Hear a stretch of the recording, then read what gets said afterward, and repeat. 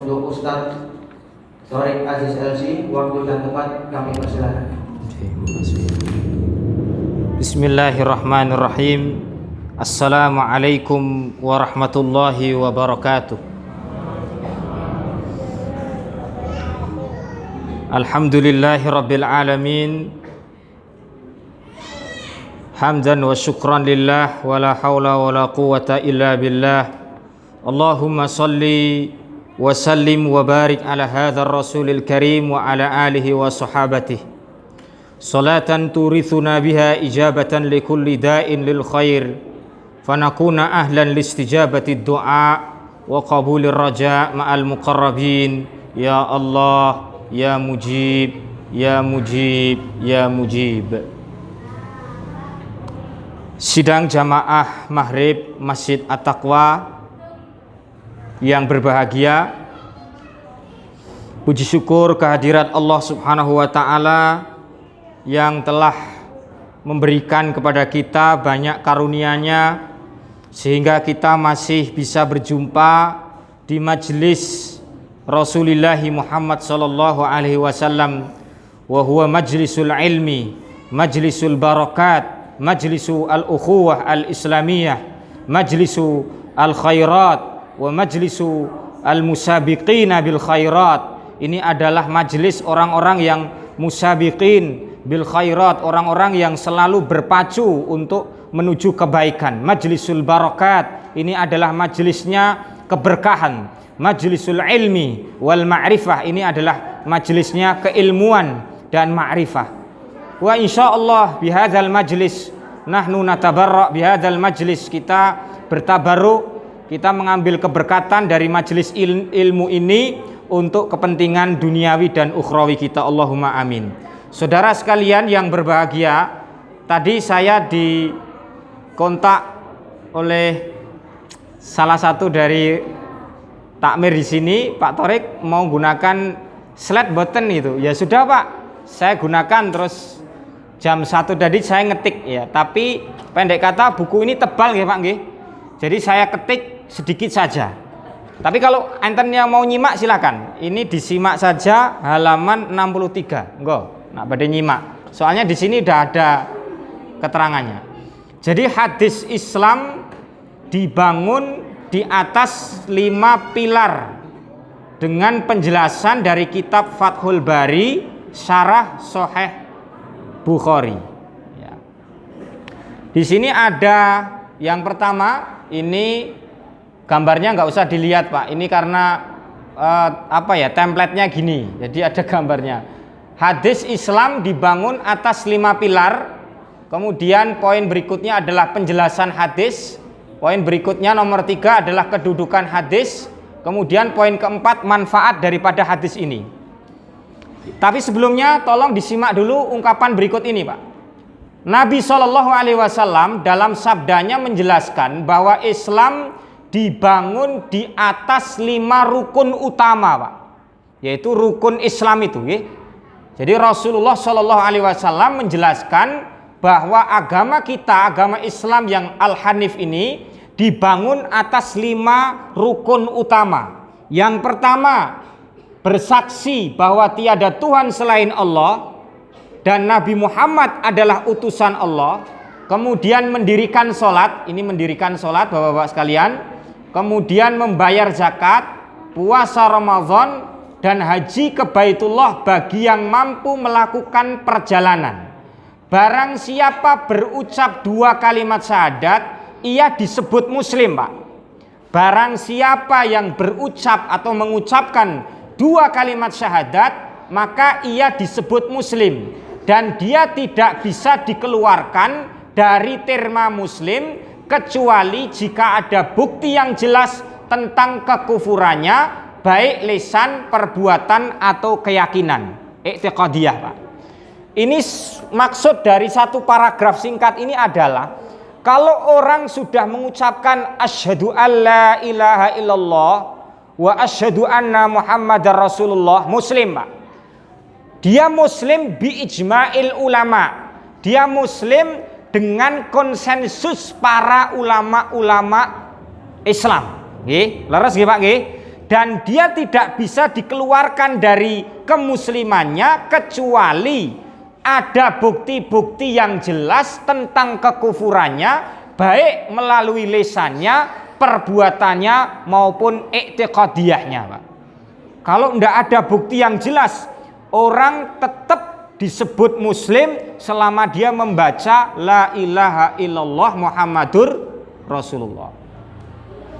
Apa itu Islam, Pak? Jadi Islam datang sebagai agama yang komprehensif dan lengkap, Pak. Kalau dalam bahasa Yusuf Qaradawi itu al-Islamul kamil, asyamil gitu ya. Islam yang kamil, lengkap, yang syamil, komprehensif, ensiklopedis. Jadi jenengan mau cari dalam Al-Quran itu katakanlah mau cari tentang ilmu astronomi, ada, Pak, ya. Mau cari tentang ilmu filologi, bahasa, ada di situ, ya. Mau cari ilmu tentang biologi, nabatiyah, matumbitul ard, apa yang ditumbuhkan oleh Allah di dalam bumi ini, ada di situ. Jadi apapun yang ada, aspek-aspek kehidupan manusia, itu semuanya cetha melo-melo ada di dalam Al-Quran, ada dalam agama kita. Maka agama kita ini disebut agama yang al-kamil asyamil, ya.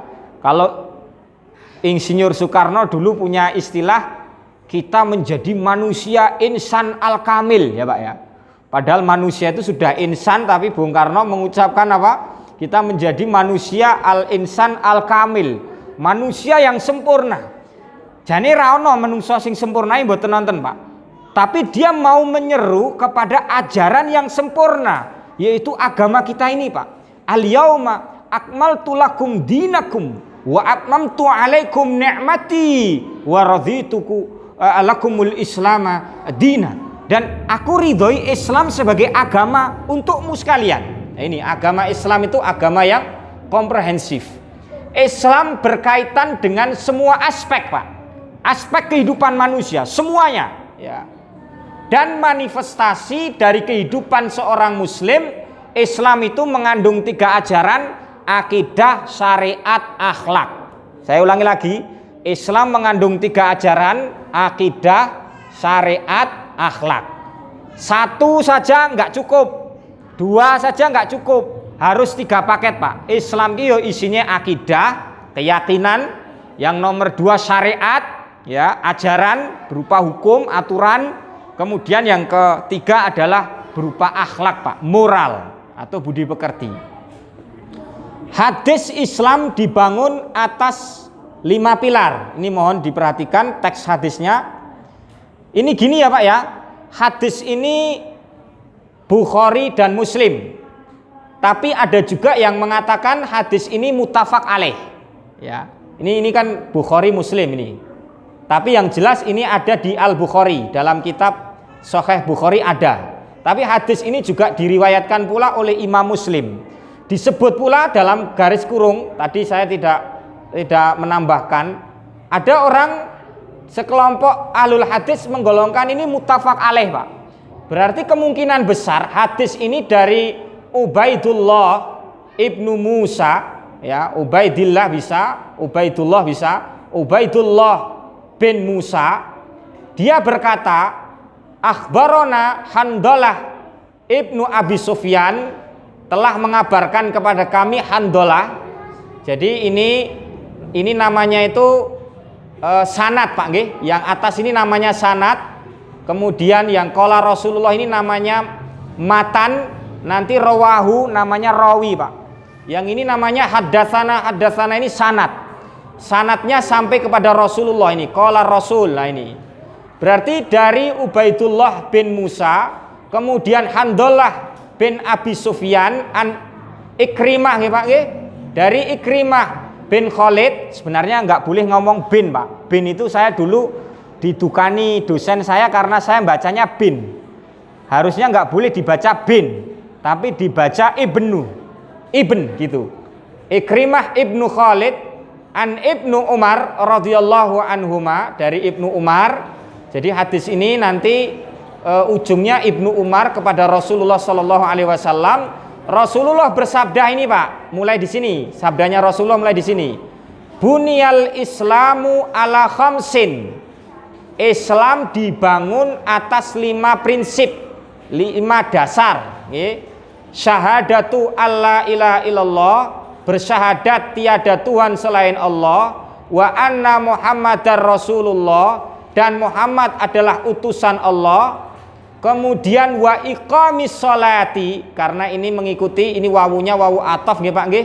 Di sini ada harfu jarin ya, mabniun ala sukuni, dia memajrurkan segala yang datang setelahnya Pak. Iqamis sholati, mendirikan sholat, wa ita'iz zakati, membayar zakat, wal haji, dan juga haji, wa saumi ramadhana, dan juga berpuasa Ramadan. Nah ini penjelasannya Pak. Sudah saya artikan di sini. Penjelasannya begini. Ala khamsin. Di sini ala khamsin. Nah ini ala khamsin. Maknanya adalah da'aim. Di sini sudah saya terjemahkan Pak. Da'aim itu pilar. Jadi Islam itu dibangun atas pilar-pilar. Wa sarraha bihi Abdur Razzaq fi riwayatihi. Dijelaskan oleh Abdur Razzaq di dalam penjelasan riwayat ini, Pak. Berarti 5 perkara. Jadi Islam itu dibangun di atas 5 pilar. Berarti 5 perkara atau 5 pokok dasar sebagaimana diriwayatkan oleh Abdur Razzaq. Nah di sini plus terjemahnya sampai sini Pak. Nah ini terjemahnya sampai sini. Sebagaimana yang diriwayatkan itu. Terus kemudian dilanjutkan wa fi riwayatin li muslimin, dan dalam sebuah riwayat miliknya Imam Muslim. Imam Muslim itu bunyal Islamu ala khamsatin Pak. Jadi kalau riwayatnya Imam Bukhari itu mengatakan bunyal Islamu ala khamsin tanpa tak marbutoh, tapi riwayatnya Imam Muslim dikatakan bunyal Islamu ala khamsatin. Islam didirikan atas 5 dasar. Di situ aja Mas, atau di bawah? Bawah betul apa? Di bawah aja nggak apa-apa Mas. Di bawah. Ini di bawah aja. Takut jatuh.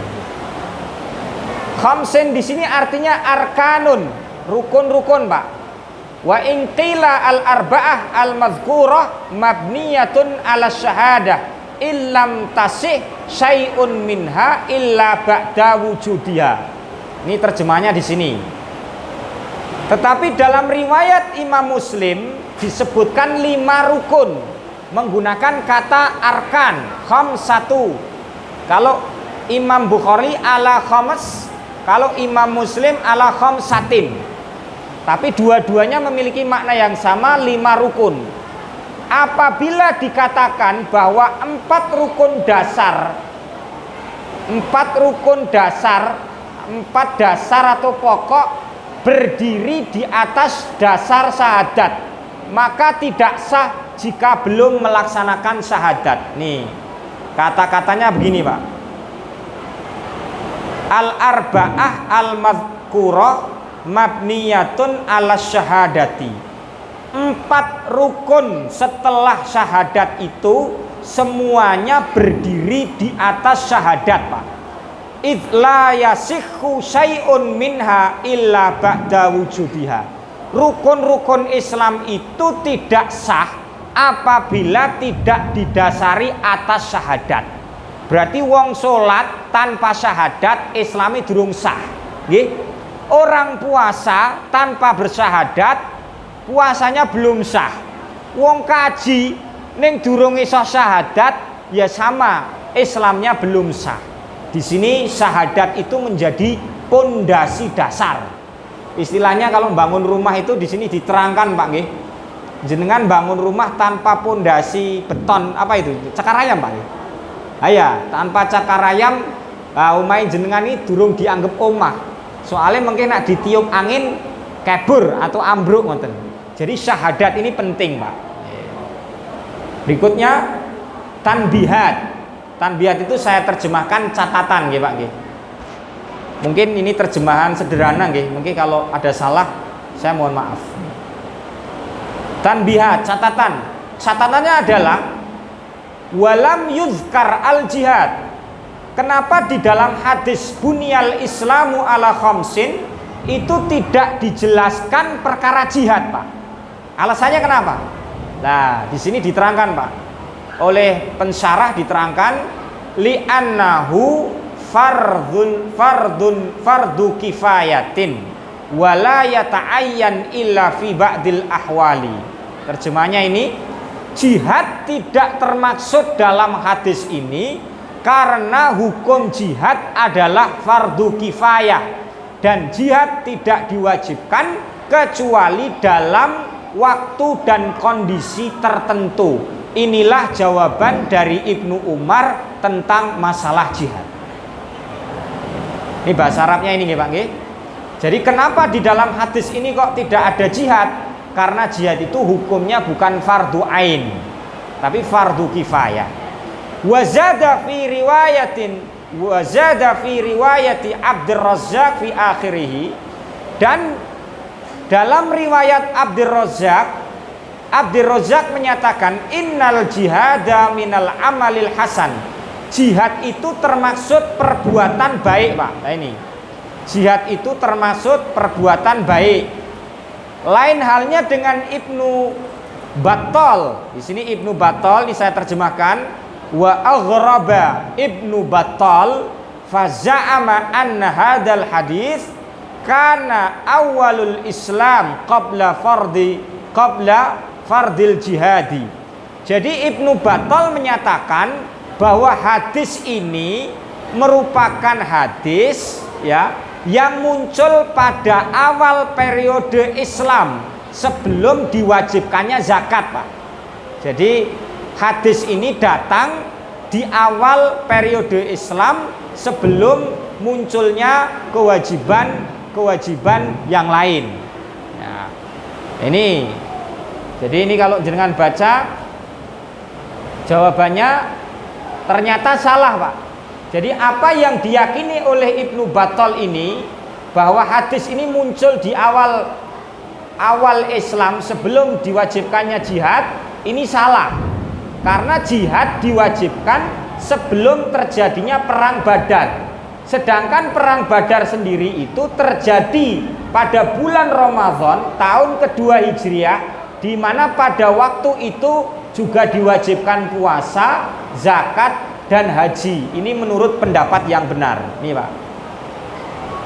Wa ba'da dzalika 'ala shahih. Ini menurut pendapat yang benar. Mungkin ini terjemahnya tidak tekstual tapi lebih kepada kontekstual, Pak. Nggih. Yang saya terjemahkan ini terjemahan ini sudah dibaca penak lah. Artinya kalau jenengan baca, jenengan sudah bisa memahami maksudnya piye ngoten nggih. Terus yang kedua, Pak. Nah, ini yang kedua adalah wasaniha qaulu syahadatu alla ilaha illallah. Nah ini, Pak. Kesaksian tiada Tuhan selain Allah itu apabila dikatakan kenapa dalam syahadat tidak disebut iman kepada nabi dan malaikat dan lain-lainnya, Pak, sebagaimana yang ditanyakan oleh Jibril. Nah ini. Di sini Ibnu Hajar mensyarah gini, kenapa dalam syahadatu alla ilaha illallah wa anna Muhammadar Rasulullah kuwi kok ora disebut iman kepada malaikat, iman kepada kitab-kitab, iman kepada para nabi, iman kepada qadha dan qadar, iman kepada hari akhir. Itu kenapa? Kenapa hanya disebutkan syahadat tiada Tuhan selain Allah dan hanya bersaksi Muhammad adalah utusan Allah? Itu ngopo kok ora ono iman pada malaikat, iman pada kitab-kitab? Padahal Jibril itu bertanya waktu hadis yang pertama kemarin itu tentang al-imanu billahi wa bi malaikatihi wa bi kutubihi wa bi rusulihi wa bi yaumil akhir wa bil bi qadaihi khairihi wa syarrihi. Kan enek 6, Pak, rukun iman itu. Tapi kenapa hanya Muhammad Ya, dalam syahadat itu kenapa Allah menetapkan bersaksi bahwa Muhammad adalah utusan Allah? Jawabannya ini, Pak. Ya, jawabannya ini. Wa ma ba'daha mahdzufun 'alal badal minal khams. Nah, di sini jawabannya, Pak. Jawabannya adalah bahwa maksud dari syahadat itu adalah membenarkan ajaran yang dibawa oleh Rasulullah. Ini rada angel, Pak nggih. Mohon maaf. Syahadat kuwi jenengan umpamane pun maca syahadat wa anna Muhammadar Rasulullah, berarti panjenengan itu sudah membenarkan seluruh ajaran yang dibawa oleh Nabi Muhammad, Pak. Ini membenarkan seluruh ajaran yang dibawa oleh Nabi Muhammad. Dengan begitu, kalimat syahadat telah mencakup semua masalah yang berhubungan dengan akidah kita. Iman bek malaikat, iman dengan para nabi, iman kepada kitab-kitab Allah, iman kepada hari akhir, iman kepada qada dan qadarnya. Itu semuanya sudah mencakup, Pak. Ketika kita sudah beriman kepada Rasulullah, membenarkan Rasulullah itu sebagai utusan Allah, maka kita membenarkan semua ajaran yang dibawa oleh Rasulullah. Nah, intinya gitu. Nanti kalau ada orang tanya, Pak Takmir, kenapa dalam syahadat itu tidak menggunakan lafal dan aku bersaksi bahwa kitab-kitab Allah itu benar adanya, hari kiamat benar adanya, qada dan qadar benar adanya. Kenapa tidak ada seperti itu? Karena memang wa anna Muhammadar Rasulullah itu sudah mewakili membenarkan seluruh ajaran yang dibawa oleh Nabi Muhammad. Oh, ngoten, Pak. Niki memang kitab Fathul Bari itu kalau di Al-Azhar, Pak, di Masjid Al-Azhar itu mboten angsal mengajarkan Fathul Bari kalau tidak punya sanad. Itu yang pertama. Yang kedua, tidak boleh mengajar Fathul Bari kalau belum mencapai darajah Al-Ustad, Pak. Belum mencapai derajat profesor.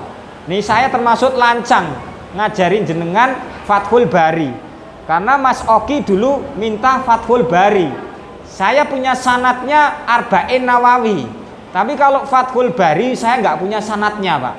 Karena jujur saja, saya jujur tiap hari Sabtu saya ngaji Fathul Bari dengan Syekh Yusri Jabal Al-Hasani. Mungkin jenengan kemarin waktu Covid pernah di-share di Facebook atau Instagram tentang Syekh Yusri itu. Dan ini sebagian panjenengan sudah kenal beliau Maulana Syekh Yusri, Pak. Beliau memang punya sanadnya dan beliau memang bergelar doktor dan profesor memang. Lah ini saya termasuk lancang menerjemahkan Fathul Bari ini. Tapi insya Allah tidak ada yang melenceng, Pak.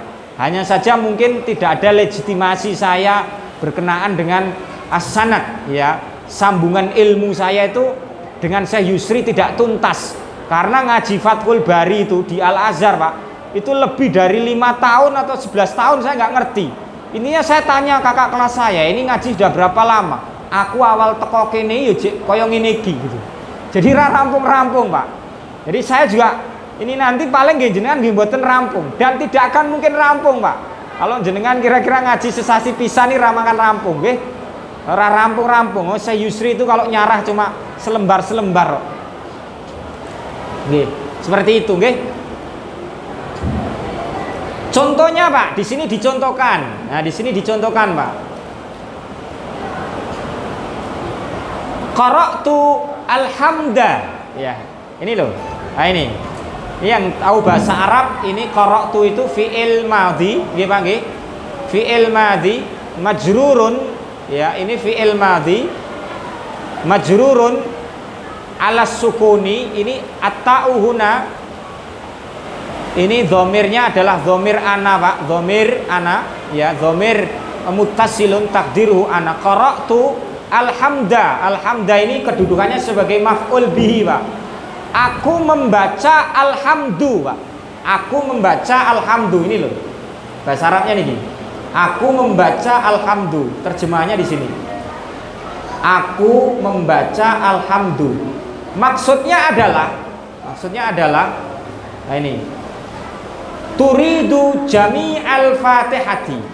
Berarti kalau aku membaca alhamdu, maksudnya adalah aku membaca al-fatihah.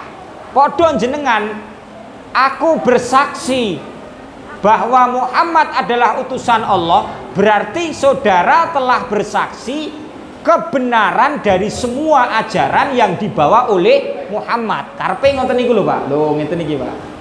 Aku membaca alhamdu, maksudnya aku membaca surat Al-Fatihah. Maka jika dikatakan aku bersaksi atas kebenaran risalah Muhammad, berarti aku bersaksi atas segala kebenaran semua ajaran yang dibawa oleh Nabi Muhammad. Jelimet boten Pak bahasanya Pak.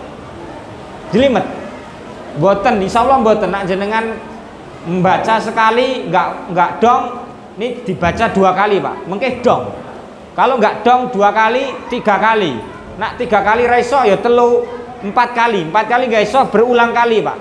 Rahasianya Pak, ini mungkin di sini ada yang kuliah di bidang jurusan hadis ya. Rahasianya kenapa para sahabat itu kok apal hadis Pak? Karena metode yang dilakukan oleh para sahabat itu adalah manhajut tikror Pak. Manhajut tikror itu apa? Tikror itu diulangi terus ya. Jenengan iso apal Yasin, iso apal Al-Waqiah, iso apal surat Al-Mulk, iso apal surat Al-Kahfi, bisa hafal surat Ar-Rahman, bisa hafal surat Al-Luqman, bisa hafal surat Al-Baqarah. Itu karena at-tikror Pak. Tikror itu apa? Diulangi terus-terusan. Saya hafal Al-Fatihah itu banget loh Pak. Bahkan saya bisa hafal Al-Fatihah dari belakang. Ustadz Oki bisa? Dari belakang bisa? Kan kalau kita kan bismillah dari depan nih. Alhamdulillahi rabbil alamin arrahmanir rahim maliki yaumiddin. Itu kan dari depan tuh. Nah karena kita sering membaca itu, kita itu bisa balik Pak. Bacaannya dari belakang bisa.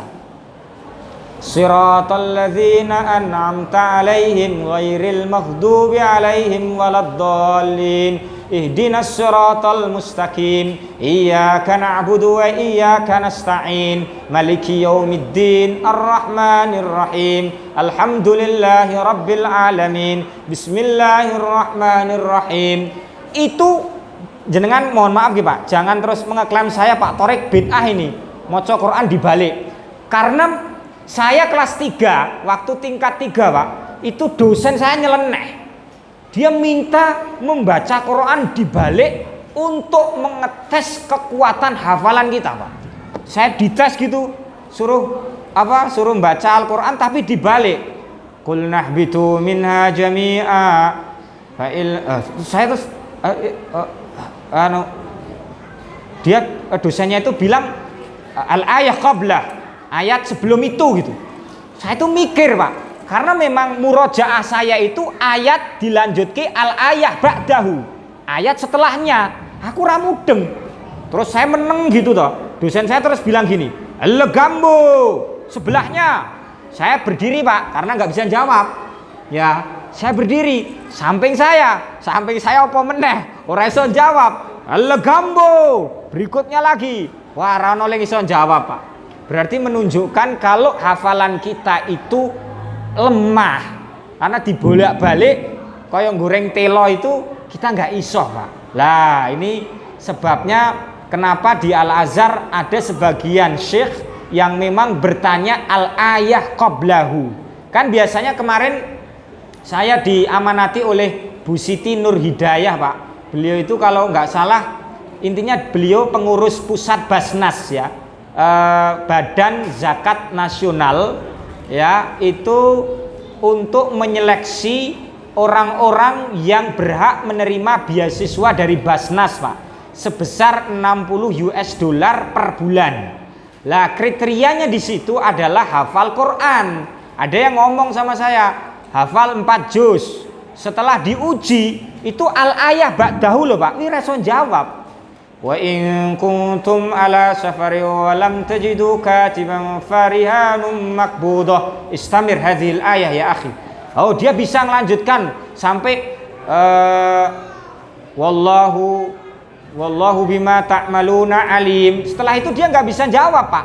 Padahal itu ayatnya delejer ke depan loh, bukan ke belakang. Tapi saya menemukan satu peserta beasiswa Basnas yang hafal Quran dibolak-balik kaya ngopo wae apal, Pak. Saya langsung, Mas, coba Mas, maskernya dibuka, saya mau selfie sama panjenengan. Akhirnya saya selfie sama ahlul Quran. Ahlul Quran itu kan orang yang hafal Quran, ning ya wong sing ngerti Quran, orang yang perilakunya seperti Quran, itu ahlul Quran, Pak. Bukan hanya yang hafal ya. Karena Khawarij itu ya hafal Quran. Para pembunuh-pembunuh sahabat itu ya hafal Quran, Pak. ISIS itu ya hafal Quran. ISIS itu produk Khawarij ya, Pak ya. ISIS itu produk Khawarij. Dia bertameng Islam tapi tidak mencerminkan Islam, ya. Dia menembak orang itu dengan teriakan Allahu Akbar loh, Pak ya. Itu berapa ribu bahkan jutaan orang di Aleppo. Aleppo itu Suriah, Madinatul Halab bahasa Arabnya, tapi di bahasa Inggris diterjemahkan Aleppo City, ya, Aleppo itu. Itu orang-orang ISIS itu ya sama, Pak. Menggunakan kalimat takbir, menggunakan Al-Qur'an, menggunakan la ilaha illallah, tapi la ilaha illallahnya itu tidak sampai menghujam pada hati, pada sanubarinya. Hanya lipstick aja, Pak, dekorasi aja, servis saja, ya. Nah, ini ajaran Quran ya seperti itu. Nah, saya akhirnya foto sama orangnya dari Pondok Kudus, Pak, yang hafal Quran itu. Nah, ini. Yang kedua, iqamatis shalah, Pak. Nah, ini, Pak. Yang ketiga, Pak, wasalisuha. Yang nomor 3 adalah wal muradu bi iqamis sholati, yang dimaksud, nah ini terjemahnya malah neng ngisor kene pas, Pak nggih. Jadi mudah sekali. Yang dimaksud dengan mendirikan sholat adalah al mudawamah, Pak. Saya bingung carane nerjemahke, tapi al mudawamah iki artine langgeng melaksanakan sholat, Pak. Langgeng melaksanakan, menjalankan sholat itu disebut mudawamah. Jadi tidak hanya iqamah menjalankan, tapi ada proses ini. Makanya kalau ngaji dengan bahasa Arab tuh penake ngeten iki, Pak. Kata mudawamah ini mengandung arti kelanggengan, Pak. Tapi tadi saya nerjemahkannya kesusu, jadi yang ngene iki, Pak. Jadi menjalankan atau melaksanakan sholat itu. Ning artinya aslinya mudawamah itu mengandung kontinuitas, keberlangsungan, kebersinambungan, Pak. Jadi sholatin jenengan ini ora bolong-bolong ngono lho, Pak. Yang dimaksud iqamatus shalah itu ya. Jadi langgeng menjalankan sholat, ya. Au mutlaqul ityan. Ini mutlaqul ityan itu artinya ini, Pak. Melaksanakan, al ityan itu artinya melaksanakan, Pak. Mutlak itu mutlak, secara mutlak artinya melaksanakan sholat gitu. Wal muradu dan makna, lah ini, Pak. Wal muradu dan makna bi'ita zakati, mengeluarkan zakat adalah ikhraju juz'in minal mali ala wajhin makhsusin, mengeluarkan sebagian harta dengan cara khusus. Ya, ini namanya zakat. Ada kewajiban di luar zakat, yaitu membayar pajak, Pak. Ya, ini mohon maaf, jenengan sing punya tanah, sing punya sawah, punya properti, punya sepeda motor, itu punya kewajiban membayar zakat, membayar pajak. Selain membayar zakat, ada kewajiban yang berkaitan dengan harta panjenengan, yaitu membayar pajak.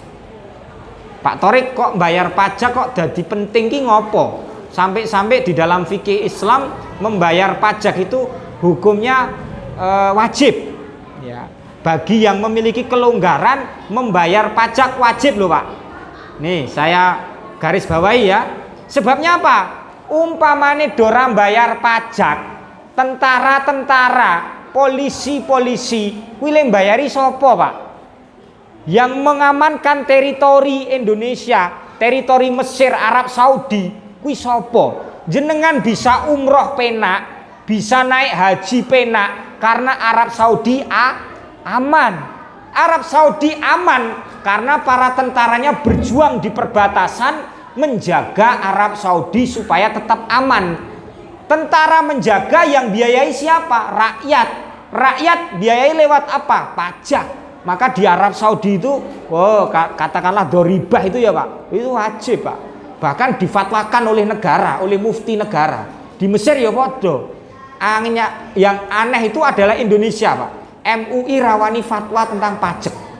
Soalnya Pak, nanti kalau MUI fatwa tentang pajak, wah MUI memberatkan warga gitu. Nanti terus repot. Padahal pajak itu menjadi kewajiban kita loh Pak. Kita bisa kayak gini nikmat. Indonesia aman, jenengan pengajian yo lancar, nggak ada kriminal toh Pak. Itu karena apa? Polisi, tentara, ASN, semua abdi negara itu berjalan Pak. Ya, pajak ya, salah satunya kewajiban yang berkaitan dengan harta itu salah satunya pajak. Ini yang keempat. Ini secara singkat. Yang keempat adalah ishtarata al-baqillani ya. Al-Baqillani mensyaratkan fi sihhatil islami ya, dalam sahnya sebuah Islam seseorang, taqaddumul iqrar bitauhidi ala risalah. Dulu Pak. Al-Baqillani juga menegaskan syarat sahnya seseorang masuk Islam itu adalah tauhid. Baca la ilaha illallah Muhammadur Rasulullah dan mengakui segala risalah, kebenaran risalah yang dibawa oleh Nabi Muhammad. Nah ini yang kelima, yang terakhir. Ini kesimpulannya Pak, saya baca terjemahannya aja nggih. Pemahaman makna umum sunnah Rasul dapat dikhususkan dengan arti tekstual, yaitu Al-Quran. Arti hadis secara umum menyatakan bahwa orang melaksanakan semua hal yang disebutkan tadi, maka Islamnya sah Pak. Jadi kalau uang Islam wis syahadat, yo sholat, yo poso, yo zakat, yo naik haji, maka Islamnya sudah sah. Nggih, Islamnya sudah sah. Intinya Islam seseorang itu sah manakala rukun-rukun ini ditindakkan, dan yang paling utama adalah syahadat Pak.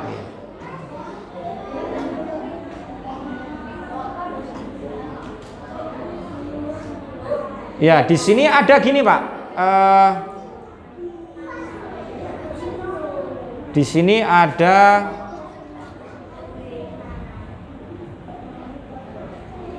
sebentar nggih Pak. Ini nanti jenengan saya kirim aja slide-nya ini. Langsung kedudukan hadis nggih Pak nggih. Saya menyingkat waktu karena sudah mulai isya ini. Hadzal haditsu aslun azimun fi ma'rifatid din. Niki kedudukan ya, manzilatul hadis ya. Kedudukan hadis ini Pak nggih. Hadis ini termaksud hadis usul, hadis prinsip, hadis dasar yang agung dalam memahami makrifat agama Pak. Hadis ini rakno disepelekke Pak.